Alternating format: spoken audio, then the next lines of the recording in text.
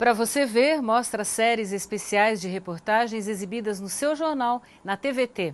Hoje estamos falando sobre os cuidados que o trabalhador deve tomar para evitar o consumo irresponsável e insustentável, neste momento de desemprego em baixa e renda em alta. Consumir menos, às vezes, é necessário para não estourar o orçamento. Mas algumas pessoas têm muita dificuldade em cortar gastos. E isso pode ser um sintoma de uma doença, a oneomania. Natal, Dia das Mães, Dia das Crianças são datas aguardadas ansiosamente pelo comércio.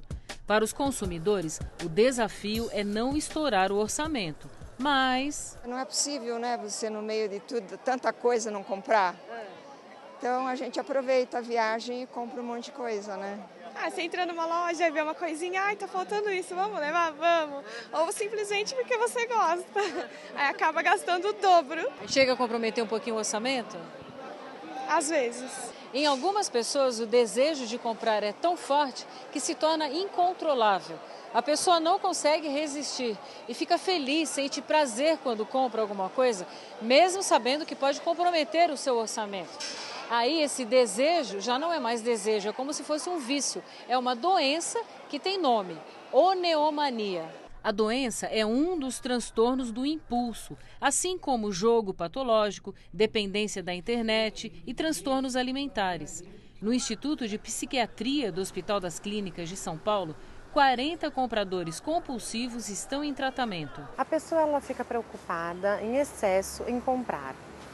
Ela perde o controle, ela tenta às vezes segurar esse impulso e não consegue. Ela tem prejuízos sociais, prejuízos financeiros, problemas familiares, tudo relacionado à compra. A compra compulsiva é provocada por fatores externos como facilidade de crédito e também por dificuldades em lidar com situações que despertam angústia, raiva, tristeza. A doença não tem cura, mas com o tratamento, o paciente aprende a se organizar financeiramente e a não usar a compra para preencher algum vazio. Hoje muitas pessoas falam, você está triste? Vai fazer uma comprinha que passa. Na verdade não, na verdade o problema continua lá.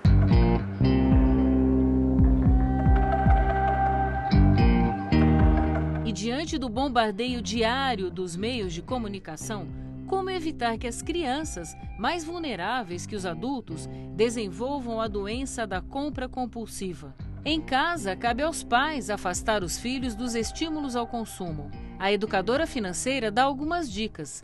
Com mesada ou semanada, por exemplo, a criança pode aprender a administrar o dinheiro. Outra sugestão é envolver os filhos nas compras do supermercado. Você dizer, vá ver se lá no armário se a gente precisa comprar sabonete.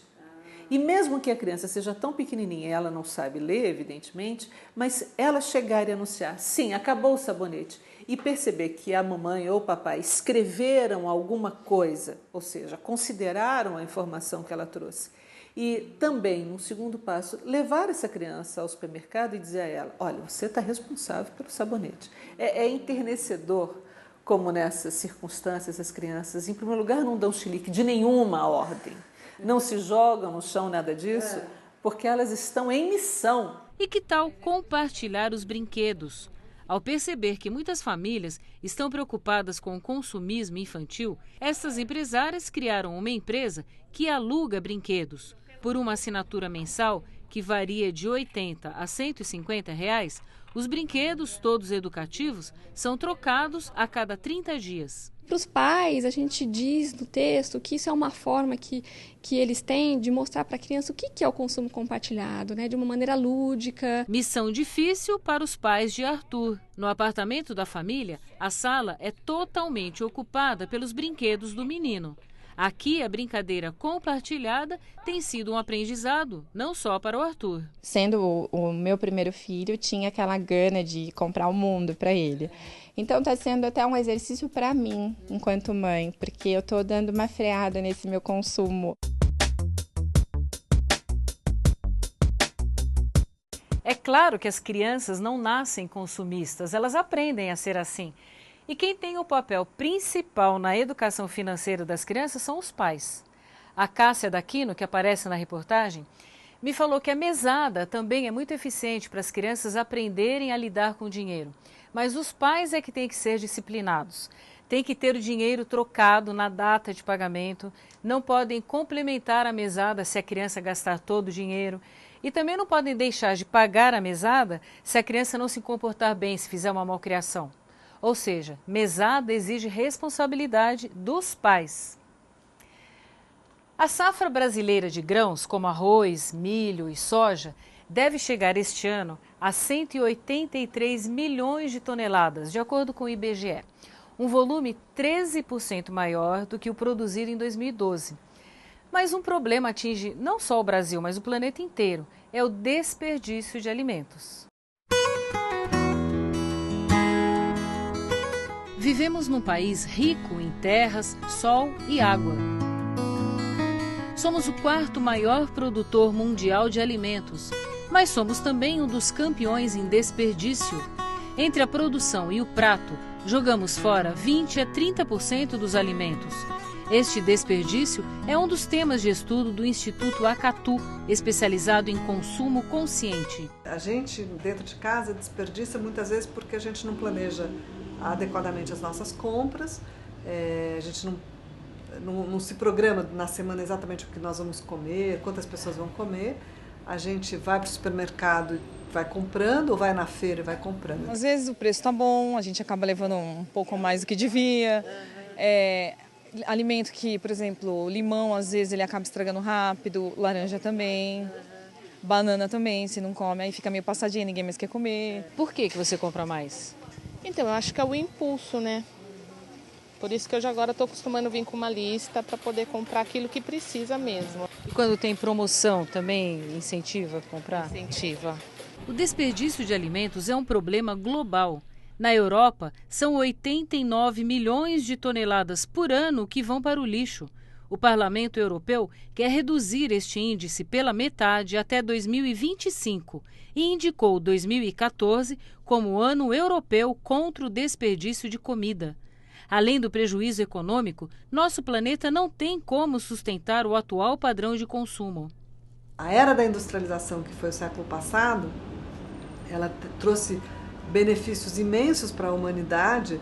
A ciência se desenvolveu muito, a tecnologia se desenvolveu muito, mas a gente não considerou os limites dos recursos naturais a contento. E agora nós chegamos num estágio em que isto tem que ser mudado.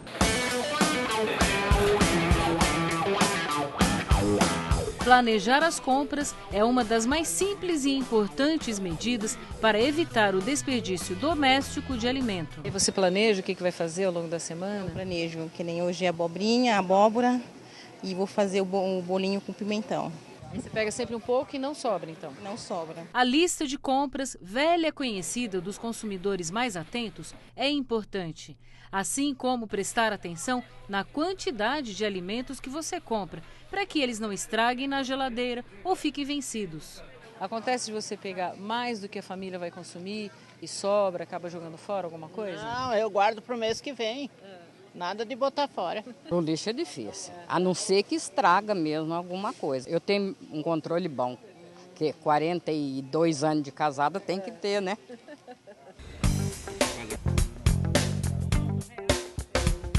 Consumir produtos da estação também é um bom negócio. Mais baratos e saudáveis, eles são produzidos com menor impacto ambiental, consomem menos água e fertilizantes. Se puder comprar de produtores locais, você aquece a economia da região, evita gasto com transporte e fortalece a agricultura familiar. Esta é uma das missões da ONG Cidade Sem Fome, que implanta hortas comunitárias em áreas urbanas. À medida que a população tem disponibilidade de produtos perto de suas residências, o desperdício é minimizado, uma vez que as pessoas compram em pequenas quantidades, mas praticamente diariamente. Nada vai para o lixo. Até as folhas também, ela pode ver que ela não corta nada. Rabanete vai com folha, beterraba, tudo com folha, tudo cozido, né? O pé de alface, o gosto, o sabor, a gente sabe de onde veio, de onde, né? Como é que a gente plantou. Então é muito maravilhoso comer aquilo que a gente mesmo planta.